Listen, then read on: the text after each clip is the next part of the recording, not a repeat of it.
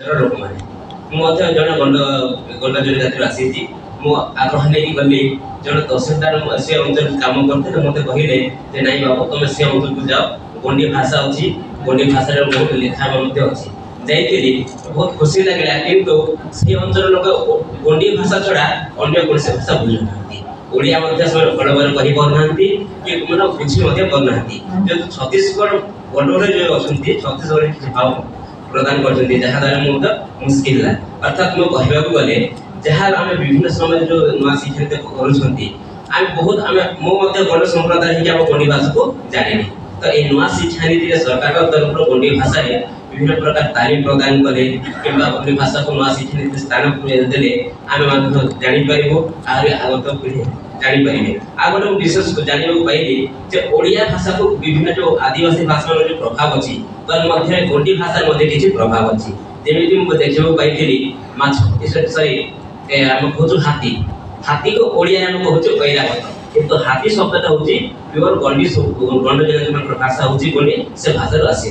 तन्मध्य आउ गए अच्छी माछर ओडिया शब्द हूँ सरी मीन मीनर ओडिया शब्द हूँ माछ जहाँकि गंडी शब्द आसी से अनेक भाषा आ गंडी भाषा जो कथबार्ता करते आम पश्चिम ओडिशा मो घर हूँ नुआपड़ा जिला आम पश्चिम ओडिशा जो गंडी भाषा जो व्यवहार करते बहुत अधिकांश लोक मैंने भाषा करते मार माँ को आम ओडिया भाषा कहते आई कहते किंतु गंड मैंने पश्चिम ओडिशा जो आम गंड जनजाति अन्य आम अंचल गंडी भाषा काको कहते से भावती आम पश्चिम ओडिशा भाषा किंतु जे काको ये जो नवरंगपुर अंचल गली से लोक कथबार्ता जानी काको हूँ प्योर गंडी शब्द से भाव में मुनिका आम जहाँ सजना कहूँ सजना छु से गंडी शब्द आसे अच्छे आम घाट मानने भिड़ जो आम कहूँ घाट आम गंड जनजाति घाट बोले कहते गंडी शब्द यही प्रकार बहुत भाव अच्छी से अंचल देखिए रायगढ़ अंचल सरकार तरफ प्राइमरी लेवल में गंडी भाषा जो बही पुस्तक में छपाई से अंचल गंडी भाषा शिक्षादान कर भावुँ जातीय शिक्षा नीति गंडी भाषा उच्च शिक्षा गंडी भाषा स्थान देने ओडिशा अन्य जिले जो बास कर गंड जनजाति से भाषा और लिपि के संरक्षित हो पार सरकार किसी पदक्षेप ग्रहण करे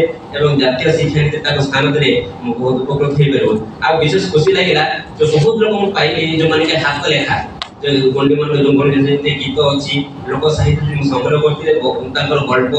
भगवधमाली प्रभात प्रवचन बहुत लिखिं फोटो उठे आनी पीएचडी संचार स्थान दे लोकल का प्रयास करती धन्यवाद विशेष